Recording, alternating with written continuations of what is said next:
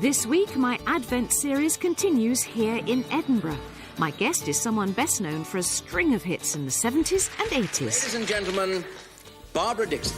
January, February, don't you come around. Wasn't it good? Wasn't he fun? But there is so much more to Barbara Dickson than just the 80s big hair and big shoulder pads. In the 60s, she came here to Edinburgh, and this is where her career really started to take shape. By day, she was a civil servant. At night, she was making a name for herself in the folk clubs. Barbara's career was going from strength to strength. She was selling thousands of records. She was a pop star. And then her friend Willie Russell offered her a part in his brand new musical, Blood Brothers. She was a sensation, an ultimate star. Tell me it's not true. Work, having babies is like clockwork to me. I'm back on my feet and working the next day, you know. In fact, this one's the weekend. I won't even need to take one day off. But a sudden attack of stage fright and exhaustion meant she had to take a break. I think she just went, bang, this is too much. I was thinking, I don't think I can do this anymore, I'm too tired. Barbara was also concerned about what fame might do to her. I was afraid of losing my soul, losing my identity. But with her strength of character and help of family and friends, Barbara overcame those fears. She went on to win 2 Olivier Awards for her work on stage. The Actress of the Year, Barbara Dickson. And she had major roles in popular TV dramas Band of Gold and Taggart. Nobody says of our name. This is my fault. On this second Sunday in Advent, the themes of hope and joy shine through in her story. Throughout it all, Barbara's faith has carried her. God looks after me. I just put my hand in this great big hand. This is my hand. It goes into a great big hand, and he just says, you're okay. Barbara's been performing for virtually 50 years non-stop, and she's showing no signs of wanting to stop now. So I want to find out what drives her on.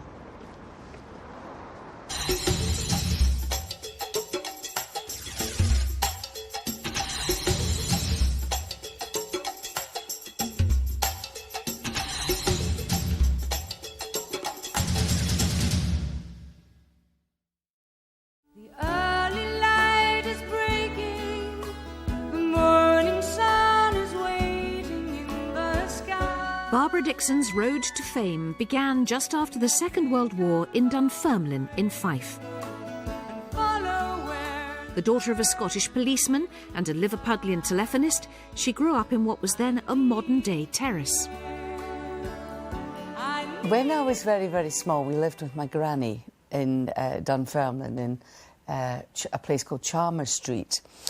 And there was a big back garden there. I remember my granny used to have, there were vegetables there. I don't think she dug the vegetables, but it was a big back garden. And the postman, I think it's probably apocryphal, but anyway, they say that he was coming up with mail to give to my granny, and he heard this singing.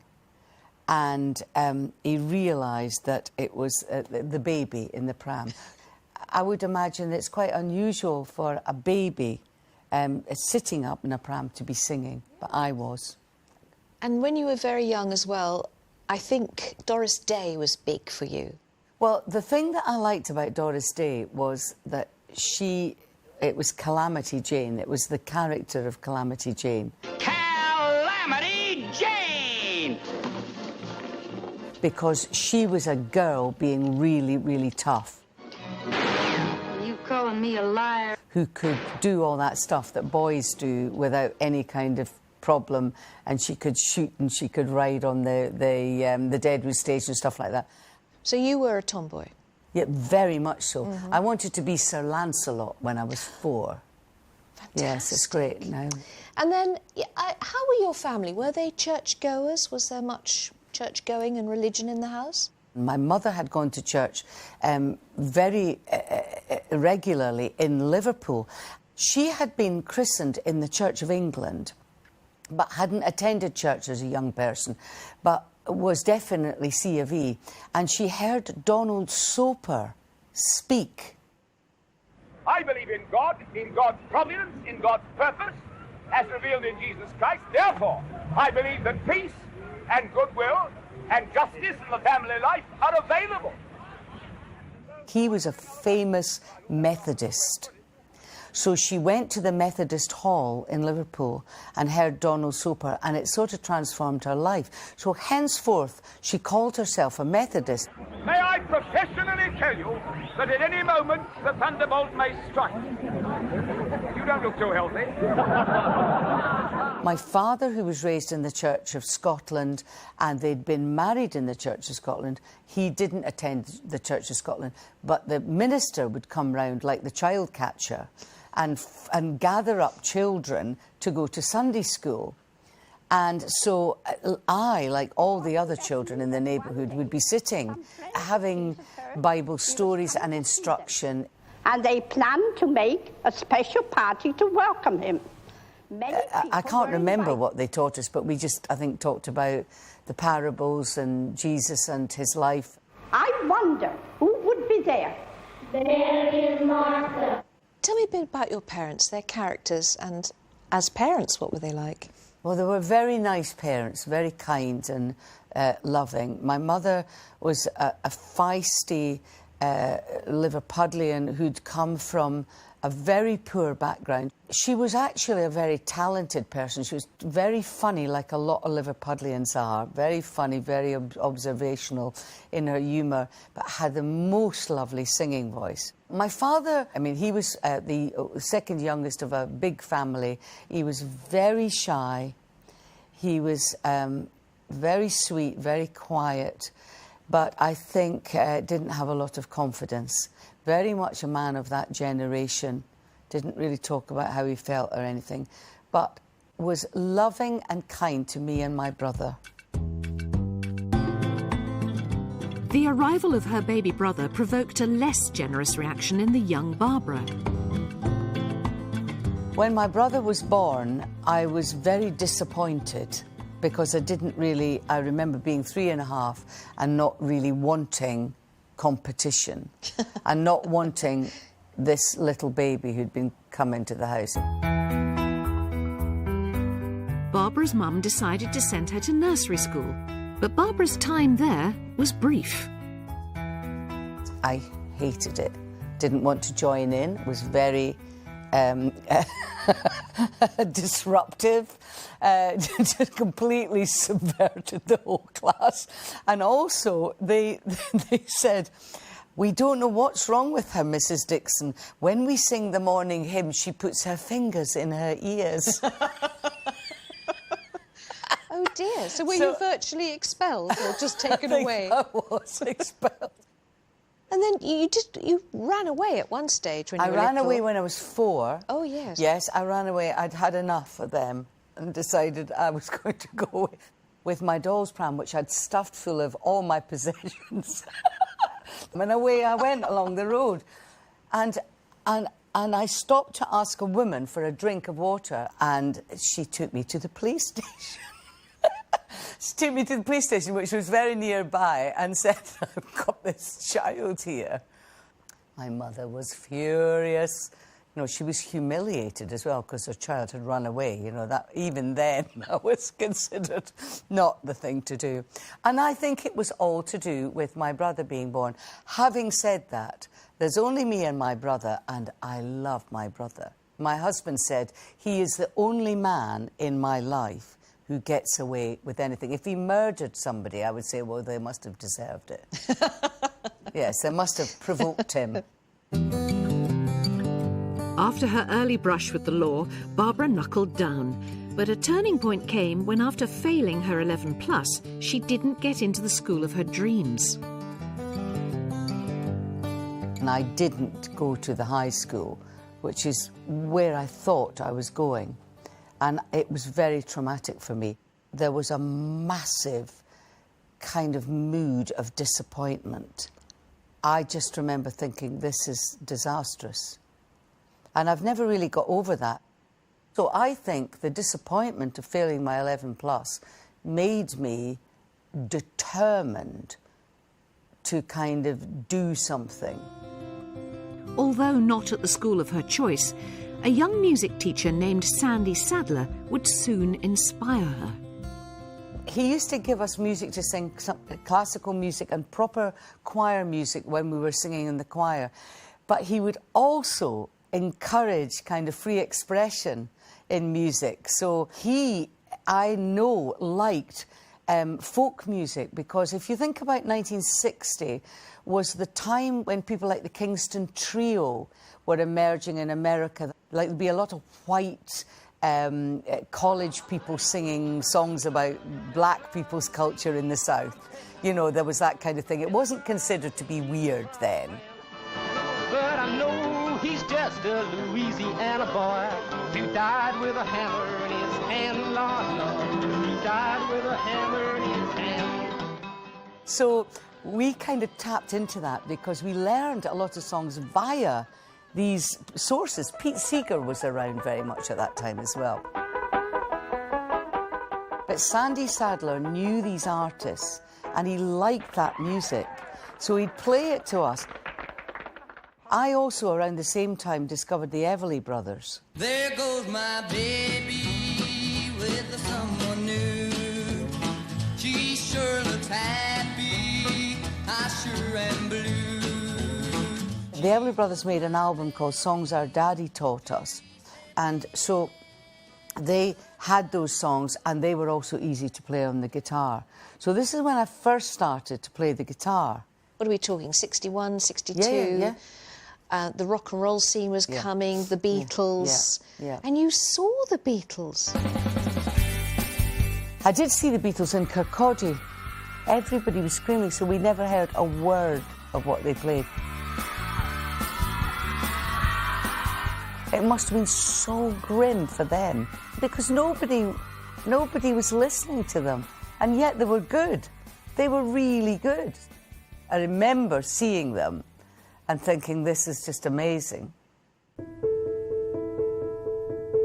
Music was a driving force throughout Barbara's school years, and she found safety in numbers in the school choir until an opportunity presented itself at a local folk club. My school friends who were with me volunteered me to sing when the man said, would anybody like to sing, which is what they did. And so that was the beginning of my career, really. That night, out of school was it, because the man who ran the folk club said, I think that was really nice. I'd like you to do that again. And Barbara continued to do it again and again, constantly impressing those that she worked with. Barbara's voice is, I know it's a cliche, but it's full of integrity. It truly is. You know, there's a genuine British soul there. It's a British soul. Her voice comes out of these islands. It's not from Brooklyn. It's not from New Orleans. It's from these islands, and it's indescribable. The most important thing about Barbara's voice is that it couldn't be anyone else. It's completely recognisable. It has a kind of a interesting mix of strength, enormous strength, but also a kind of vulnerable quality to it as well, which is unusual.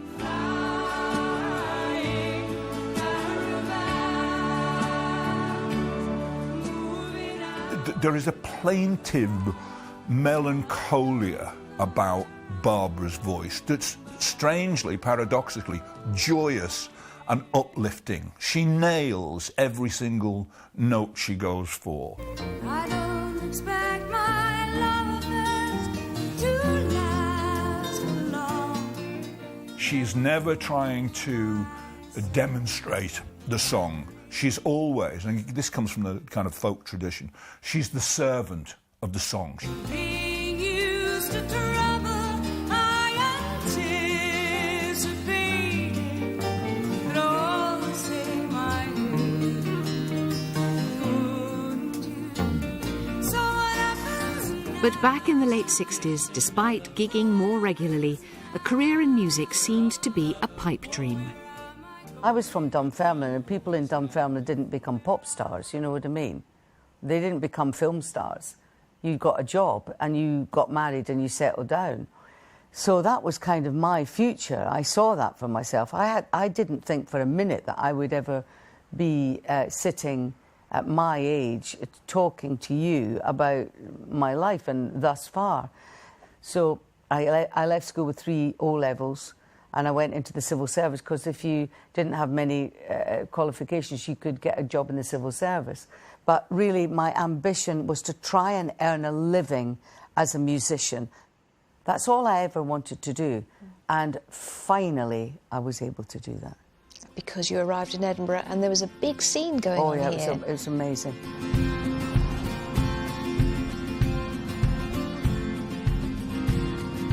Barbara made the move to Edinburgh, and in particular here to the famous Sandy Bells pub.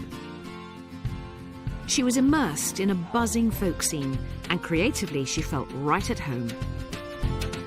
There was a kind of big crowd of people, and we all hung out together. We all wore polo neck jumpers and duffel coats, and you could only tell the boys from the girls, but the boys had beards. The ones without the beards were girls, and the hair was the same, the clothes were the same, and the beard was usually on the boy. And I also fell in love big time around that time as well for the first time. Yes. So my sweetheart was in Edinburgh, came from Edinburgh and was at art college. I was very committed for a long time. It took me a long time to get over him. He dumped me. I felt extremely let down, and I was totally broken-hearted.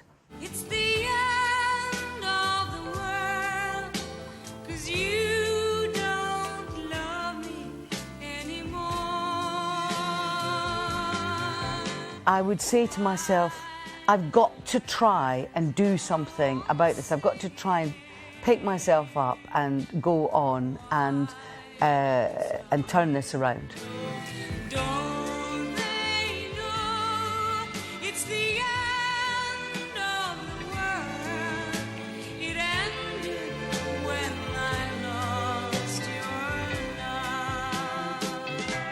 love. Did you find that your faith, perhaps quiet as it was from Sunday school, etc., did that come into play during that time? It most definitely did. Because when I was here, age 17, I used to buy candles and I used to light them in my flat, and I would use them as a sort of aid to some kind of meditation, to transport myself away from what I thought was the kind of the misery of my personal life. As a heartbroken woman, or a woman who was going nowhere in her personal life. But I remember being very young, lighting those candles, sitting there and going, right, that is a light in the darkness. It's a flickering light. It shows me that I'm alive. That candle is lit. There's oxygen in this room. We can do something about this.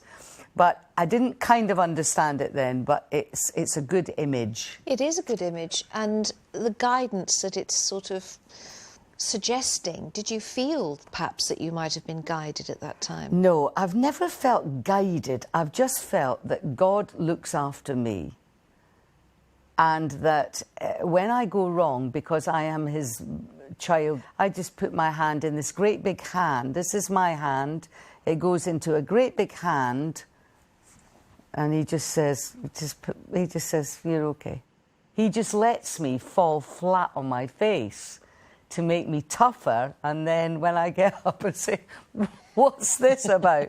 That's what that's about. And that's okay. That's okay.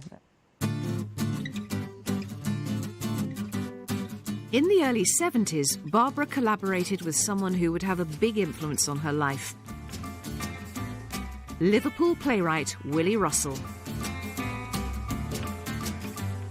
He was writing a Beatles-inspired play titled John, Paul, George, Ringo and Bert, and wanted a female singer in the show.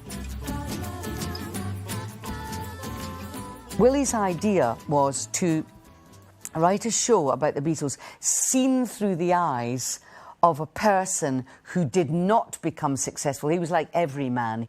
And I went there and I sang the Beatles songs on the stage. And Barbara was on stage in this dark theatre with her back to the auditorium and playing away on this harmonium doing some Beatles songs.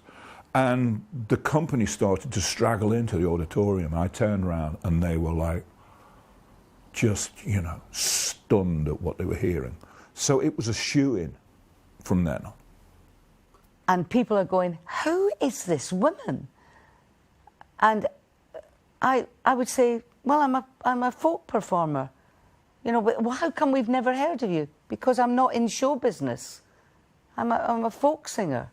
You know, we don't have that kind of thing where I come from. You know, but not only then, that, yeah, I mean, to bring a show from the Liverpool Everyman, a very good working theatre, but to open it in West End on, that's right, on Shaftesbury Avenue is an incredible thing. Your heart must have been bursting with excitement. It was fantastic, yeah. We had people like Peter Sellers and Rod Stewart in the audience on the first night, and all sorts of people came.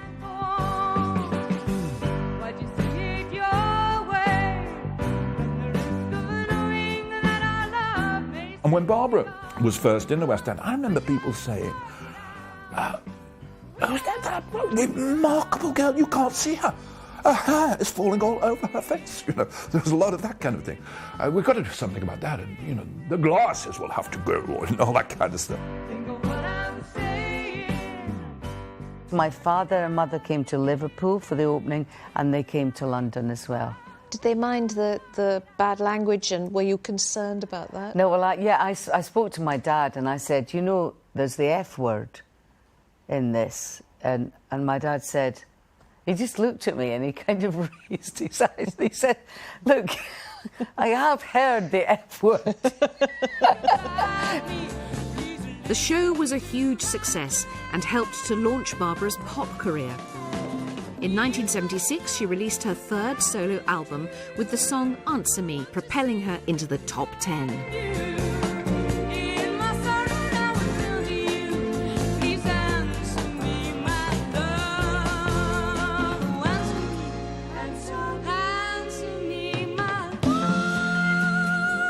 Answer Me is the perfect case in point for me of folk singer singing a pop song. Pop at its most perfect, really, that song, Answer Me. And it always puts a big smile on all of our faces. You know, she sits down at the piano, we all look at each other, and we all know that this is it. We're on Top of the Pops in 1976. By now, Barbara had a record label and a full production backup. Press officer, label manager, publishing people. Yeah, there's a team looking after my work and my product. And your image. And my image, yeah. So how did your image change? Were you pleased with it? Were you... Well, I was doing a cover for the Answer Me album with a photographer called Lawrence Zatecki, and he said, I want to do something seriously different with your hair. And he cut my hair, permed my hair, and made me up. And so it was almost like a character thing, and I was comfortable with that. And I went to the theatre that night and nobody recognised me. So my life had changed. I've always used that as a life-affirming image of what women can do with a little bit of help. Just help. You know, that's all I needed, to be guided into realising that I was a swan and not a duck. I don't expect my love. Barbara was certainly getting noticed and was asked by Tim Rice and Andrew Lloyd Webber to sing on the original cast recording of their new musical, Evita. She achieved her second top 20 hit. Being used to trouble, I anticipated, but all the same I hate it. Wouldn't you? So what happens now? I liked what I did at that time. I mean, I liked doing Another Suitcase in Another Hall for that Evita album. I'm delighted that I wasn't cast as Evita. That would not have been good for me. But I got, I think, the best song which was great, just by default. Time again, I said that I don't care, that I'm immune to blue, that I'm hard through. Another Suitcase in Another Hall. She was the first person to perform that, as far as I know, and to perform it really, really well. And it's probably one of the best songs of that musical, I think. It has a really interesting melody, it has an interesting lyric, and there's something about that sort of sense of abandonment that's in there, and so on. And she found that. More hits followed in quick succession as Barbara became a familiar face on Top of the Pops. Of someone. Well, Barbara Dickson's come a long way since the days of John, Paul, George, Ringo and Bert, and here she is. I had a hit with January, February, so I was working with Alan Tarney, who was the most sought-after pop producer of the time. That was a good record, a really good record.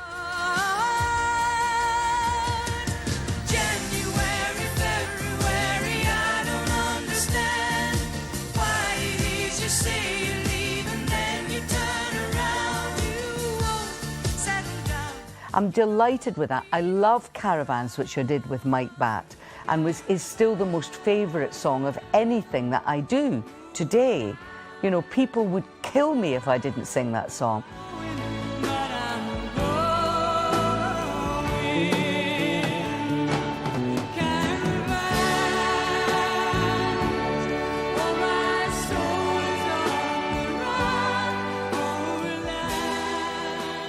But it's much more popular than January, February, because it has that kind of anthemic thing in it. But I don't know, you know, life is a trial. I'm heading out into the wide blue yonder. I've no idea what's going to happen to me, but off I go. That's why people like that song.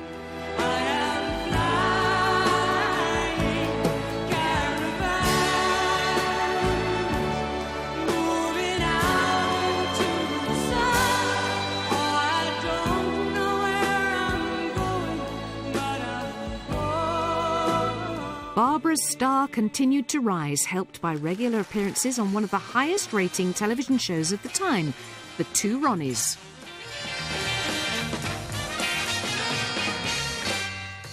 It was wonderful doing The Two Ronnies. Ladies and gentlemen, Barbara Dickson.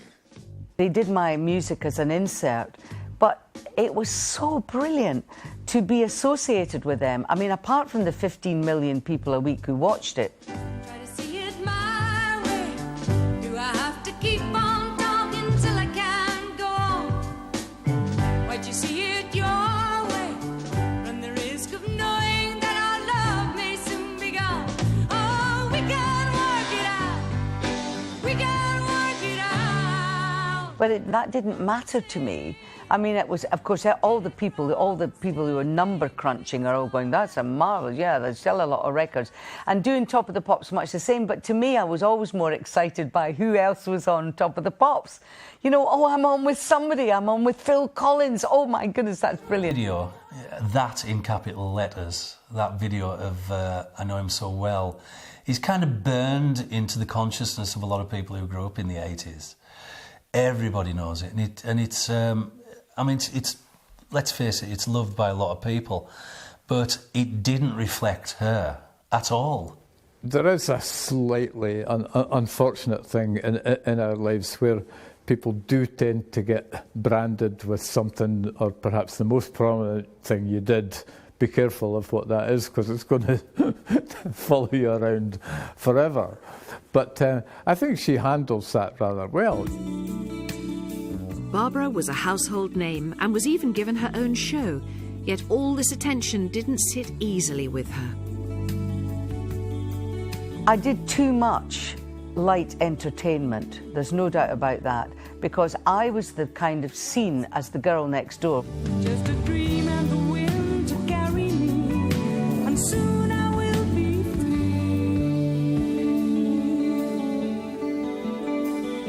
They would think, oh, she's nice, she's harmless, let's get her. And so I would be on every single show where they would go, ladies and gentlemen, Barbara Dickson. Now, that was okay, but there was too much of that. And I think there was too much of me on television at that time. Hello and welcome to another afternoon show. Still in the game, Barbara Dickson. Week's reviewers are the singer and songwriter Barbara Dickson. Good evening. And completing a trio of very lovely ladies, Barbara Dickson. This is Caravans for Barbara Dickson.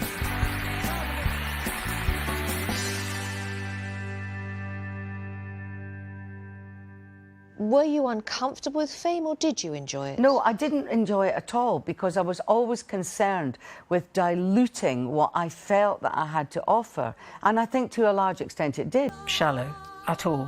And all the stuff that comes along with being famous, people wanting something from you. I remember her telling a story very early on. She must have just been in Blood Brothers, and she was walking down Shaftesbury Avenue, and somebody got out of a taxi, saw her, came running over and said, "Are you Barbara Dickson?" She said, "No, you've got me mixed up." Carried straight on. Quite often, at the end of some kind of showbiz do or whatever, she'll be there for it, but then she'll go. You'll look around and she won't be there. Barbara's resistance to fame was more than just an aversion to parties. She found it a genuine struggle and sought help in the form of counselling. And I did analysis for quite a long time, and it helped me enormously. All it did was help me to prioritise things and lose a bit of fear, got rid of a lot of fear, unnecessary fear about things. What were you afraid of? I was afraid of losing my soul, losing my identity. I had a very good manager who was very ambitious on my behalf, but unfortunately I didn't share his worldview of what I should be, which was very, very frustrating for him, because he couldn't understand why somebody wouldn't want to do 3 years at Las Vegas, you know, being on every night of the week. I could not have borne it, because to me it was utterly miserable. The 1980s continued to offer Barbara new challenges. Her old friend Willie Russell asked her to take on the lead role of Mrs. Johnston in his new musical Blood Brothers. I regret to inform you that owing to circumstances quite beyond our control, it's a premature retirement. I certainly remember Blood Brothers. She took to it so well. She's one of those people who probably is infuriating for people who've studied acting for years and years. You know, that she sounds genuine. She sounds, you know, she just has that knack of making it sound natural. And the price you're gonna have to pay, it's just a secret glance across a room. The winner of the Actress of the Year in a musical is Barbara Dickson. Totally well-deserved award for singer Barbara Dickson for a fine performance in Willie Russell's dramatic musical from the Liverpool Playhouse Blood Brothers. Despite being a hit in the West End, Barbara originally wrestled with whether she should take on the role. So when you were offered Mrs. Johnston, did you at first think, that's definitely for me, I'm the fit, or was it frightening? It was terrifying. And in fact, I said I wouldn't do it. I had to really be backed into a corner because I'd never acted before and I wasn't prepared to kind of take a chance on it. I thought in my heart it was too difficult for me to do that. I could sing the songs without any difficulty, but what was a problem for me was the acting, because I wanted to do justice to it. Oh, but it's all right, Mrs. Lyons. I'll still be able to do me work. Having babies is like clockwork to me. I'm back on my feet and working the next day, you know. If I'm this one the weekend, I won't even need to take one day off. She was terrified. She was absolutely terrified. And it caught up with her, that terror, you know, because I know what it's like. She's got no basis on which to conduct a long run of a show. Having not acted before and have no experience of acting, I came twice, the wheels came off what I was doing, once in Liverpool and once in London. And in the middle of the run in Liverpool, I think something to do with the seriousness of the the role, the amount of angst that was required from me, the emotional roller coaster of the part. I couldn't pretend to do it. I was doing it kind of for real all the time. So it was so arduous that in the middle of the run in Liverpool, I had a kind of crisis. Tell me it's not true. Say it's just a story. I remember talking to Barbara about her finding it difficult to keep doing that same performance again and again and again, you know, that sort of relentless aspect of being in the West End, and, you know, needing to step back from that. Say it's just a dream. Say it's just a scene. I remember Barbara saying she did that classic thing, and I know how frightening it can be. You're on stage and you leave your own body, and you're up there, you know. You're up in the flies looking down at yourself. It's a lot of people never overcome that. Barbara has. She said to me many, many years later that after that occasion in Liverpool, she was never really fully able to enjoy the show, because the second she came off stage, you know, ecstatic applause ringing in her ears, her first thought would be, I've got to do it again tomorrow.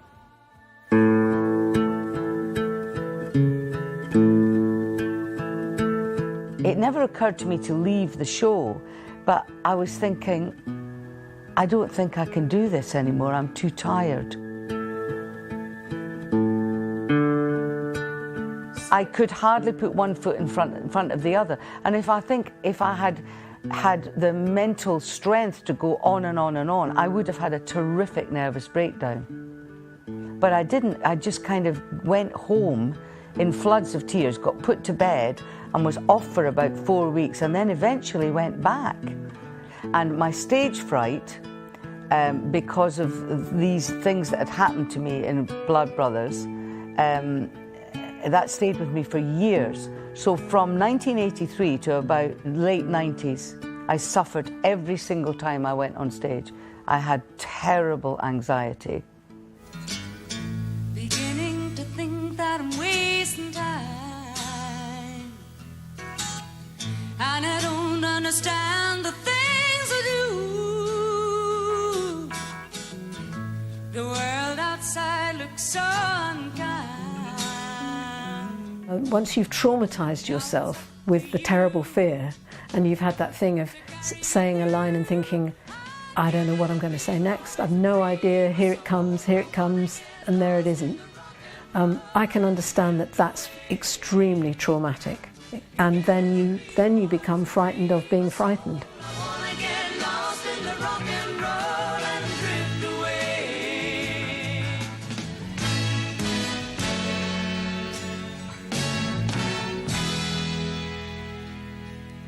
I don't have it now, but now, you see, if somebody was to ring me up and say, will you sing at the Oscars, I would say no, because I might be sick in a bucket before I do it, and I can't do that anymore. Life's too short. She just doesn't do anything she doesn't want. She'd rather go and sing some Advent carol in a cathedral for one night, for nothing, than go out to Australia and eat bugs for £500,000. She would. I know she would. With work dominating Barbara's life so completely, she'd ruled out the chance of being lucky in love. So I thought, this is not going to happen to me, because I'd had a couple of broken relationships famously and made a big mistake in one of them, and I went, this, you know, I'm really... And then I was in analysis. But in 1983, she met an assistant stage manager who was 11 years her junior, Oliver Cookson. The first time I met her was in the rehearsal room at Matthew Street. She was smaller than I thought, having seen her on television. I thought she was quite tall when I saw her on television, but she was smaller and I thought more interesting looking, actually. And I think probably the first thing I said to her would be something along the lines of, "Hello, I'm Oliver. Would you like to join the tea club?" which for chat-up lines is not a great one, but it's sort of something happened. And she did. And so I had to put some money into having tea and coffee in the rehearsal room in Matthew Street in Liverpool. And we got to know each other over those weeks and months in Liverpool, and then the show moved to London, and we all moved to London with it. He and I used to talk. We were part of the gang that went out and stuff. And there was a really nice relationship between us. But it's famously known that I thought, this is not my relationship, because he was 11 years younger than me. And I thought, that's not going to be a relationship. I think she was a bit unsure because of 11 years. But Barbara, she thinks too much. Everything's thought through. I just thought, she's the girl for me. This'll do. What's the problem, And she was all right. She got there in the end. Little darling, it's been a long, cold, lonely winter. When we eventually got together, which took a very long time, I just remember cutting to being in church, getting married in Richmond, and going, my God, this is so serious. This is a really serious thing I'm saying here.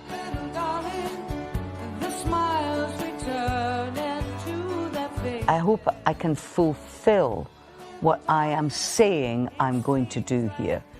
I was a bride who listened to what the priest was saying.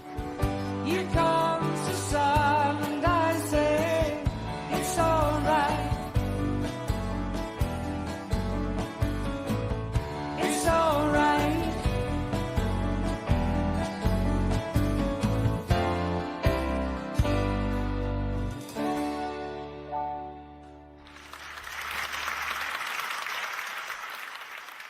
And talking about faith, Oliver is a Catholic. Yes. And really wanted to be married in a Catholic church. However, he was extremely lapsed. Ah. He was lapsed. And you were coming into it. It was me that brought us back to church, basically. And of course, I had to get baptismal evidence from the Dunfermline Abbey, where I had been baptised in the Church of Scotland years before, and then we were married in a Catholic church in Richmond. I was 35, and I had to make a decision about if I was going to have some children. I had to get on with it. I said, can we have a baby? And he said, no, you're not going to have a baby till you get your overdraft down. That's what he said to me. I mean, it sounds a bit mean, really, looking back on it. You say you can't have a baby until you get rid of your overdraft, but, my mum was quite careful with money, being married to an actor who, it wasn't always, there wasn't always work out there, so you had to be careful. Did I ever get rid of that overdraft quickly?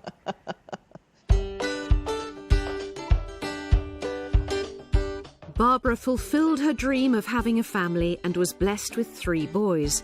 She was also becoming increasingly drawn to the Catholic Church and soon made a big decision. The parish priest I hardly knew, he said, Barbara, don't become a Catholic because your family need to go to church. That's not why you should do it. If you want to come into the faith because of what is in your heart, not because of anybody else. So I frog marched everybody down to church, and we started to go to church, and then I suddenly went, this is what I've always wanted to do. So I had a sponsor. I was confirmed in the 1990s. So it was just wonderful, because I felt as if I was coming home, and the liturgy in the faith is the thing that I just love. And suddenly I've connected to something pre-Reformation. And I think as you get older, you realise what's important. Family and friends, and trying to make the world a better place. She wasn't Catholic when I met her. but she had a very strong tractor beam pulling her towards Catholicism. But it was in a very lovely way. She didn't become a ranting fundamentalist or anything like that. She wasn't like a new convert who decided to shout at everyone. You know, she wasn't a Manic Street preacher. She doesn't evangelise. It's very much something that is hers. It's her life. Why did you go? Why did you go? Don't you know? Don't you know? I need you. I keep hoping you come back to me. For wherever I go in the world, I go to Mass, I mumble away in English while everybody's mumbling away in Serbo-Croat. I'm fine with that. And I feel connected to the world through my faith, and I feel connected to St. Paul. That's it, simple. Wow, that's when you say simple. Well, that's it's a really vast simple. thing. It's a vast thing that I see very clearly as a through line. It's absolutely, utterly where I love to be. Everything makes sense to me in that way. I'm still anxious, and I'm not a good person, and I just strive to be a reasonable human being, and to be kind and loving and fair and tolerant, but I'm not always. Well, you're human. I'm not remotely perfect, and I never will be, and none of us are. But it just gives me a little code, and that's a good thing. Rules and codes are good, in my experience. There is also something that a lot of people can experience in church, and it's not all the time, not every time, but that real sense of fellowship, that you are in a crowd of people feeling, thinking the same thing. Yeah. And that's very, very powerful. Do you ever get that feeling? I do think that's a factor, but for me, it's feeling the presence in church of the spiritual, the collective spirituality. Yeah. It's quite abstract what I'm talking about, but I can feel that in an abandoned, redundant church in England that's been closed for 20 years, but is a medieval building. I can go into that and I can feel the prayers of the people who've been in there. There's something gorgeous within those bare walls and the dusty few pews that are still there. So if you go into a working cathedral where you can smell incense and there's the smell of, say, flowers, but nobody is in there, that is the thing. It was G.K. Chesterton, I think, who talked about the presence, feeling the presence.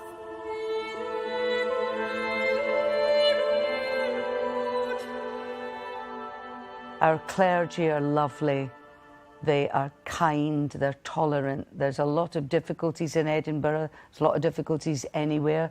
There's homeless people, there's a lot of disadvantaged people who want support, who can't always get it, who come wandering about in places like churches looking for people, and they're great. You volunteer in the church as doing the flowers, cleaning, you're on the rota. Yeah, I am. Yeah, I do. I do what I can. I'm a reader. I read with Oliver.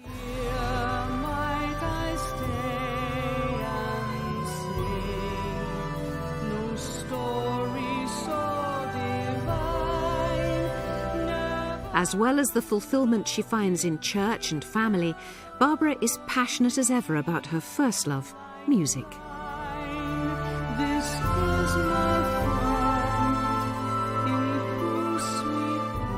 50 years after she started, Barbara's still eager to get out on the road.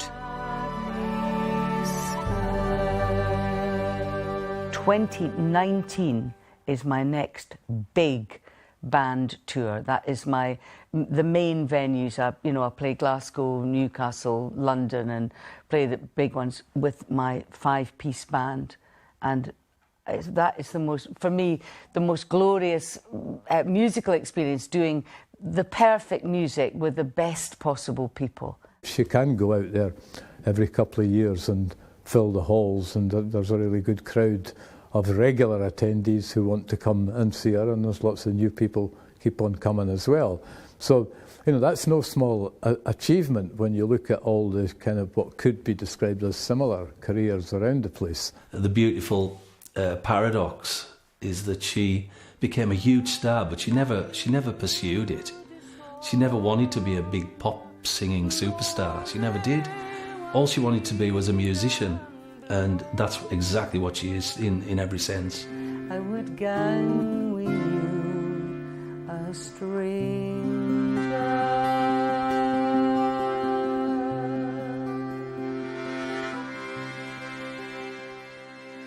You're taking care of yourself? I don't really take care of myself, no. Don't you? No, I'm not a pampered woman. And everybody in my family would laugh at me if I was. But they all say that that I'm a good representative of a woman of my age. I've got something to say for myself. And I haven't had facial surgery, and I don't believe in anything like that, because I think it's a lie. And you have to learn to live with yourself, and that's what I'm trying to do. Like everyone else, I have bad days and good days, but in the main, I want to be useful, to particularly to my own peer group as well. I want to inspire people and let everybody know that it's possible to do what I'm doing and do what you do. Do what you are. Nothing like as old as I am, but my peer group. Well, we're close. We're close. I'm 60. I'm 70. So in that extra 10 years, a lot of people would tend to give up once they retire and say, right, OK, that's it now. I've got to be a grey-haired old granny. Now, there's none of that at all. I don't think anybody needs to be anything they don't want to be. Yes. And I just want to be... I get women with glowing faces coming up to me at the end of a show and saying, you are an inspiration to me. I'm the same age as you, and you are an inspiration to me. We have to not listen to anybody who says it's impossible. Keep going. Keep being who we are. Absolutely. Please welcome Barbara Dickson.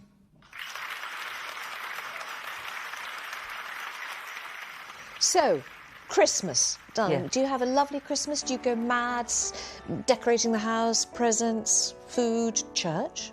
No, I don't overdo it. It's quite simple and it's quite real, our Christmas. Through the bleak midwinter, frosty wind made moan. Everybody in my family is a cook, so that it really is literally too many cooks, all fighting and arguing and drinking wine in the kitchen and arguing with each other. So Oliver said, no, we're going to go out. So we're going to go out for Christmas dinner. Snow on snow in the bleak midwinter, long, long ago. So what we do is, now, we go to midnight mass, which is wonderful. So we tend to not get to bed till about 2 a.m. That mass is big time. And it goes on and on and on. The bishop will be there, it'll be fantastic. The church will be lit, flowers, wonderful. And it's such a lovely, joyful celebration. It's just so wonderful. It starts Christmas off for us. Come home, probably have a glass of something, fall into bed, get up kind of late, have a brunch, and then open presents and lovely time round the tree, and then go out for lunch, and then just a quiet Christmas. Well, we wish you a very Merry Christmas and a good New Year as well. Thank you, Barbara. You're so kind. Thank you very much, Fern. It's been a delight. It has been lovely. Well, what What a lovely morning with Barbara. I started the day wondering what it is that drives her through her career. And I think it's clear she's just very human and she has enormous fortitude. And when life has been bad, she's got on with it. When life has been good, she's got on with it. And sometimes it's been bad and good and she's got on with it. And that message about always be what you want to be, not what others want you to be, is very strong. Next week, I'm going to the House of Commons to meet the Reverend Rose Hudson Wilkin, who's been looking after the spiritual welfare of MPs during a period which saw a terror attack on Westminster itself. We're not defined by that act of evil. Instead, we're defined by acts of forgiveness. Rose has also had to deal with the murder of an MP in her role as chaplain to the Speaker of the House of Commons. She has been a towering presence, morally, spiritually, humanely. And Rose also tells me about a girlhood dream that led to her life of religious service. I was so excited that I started saying, "Thank the Lord, praise the Lord."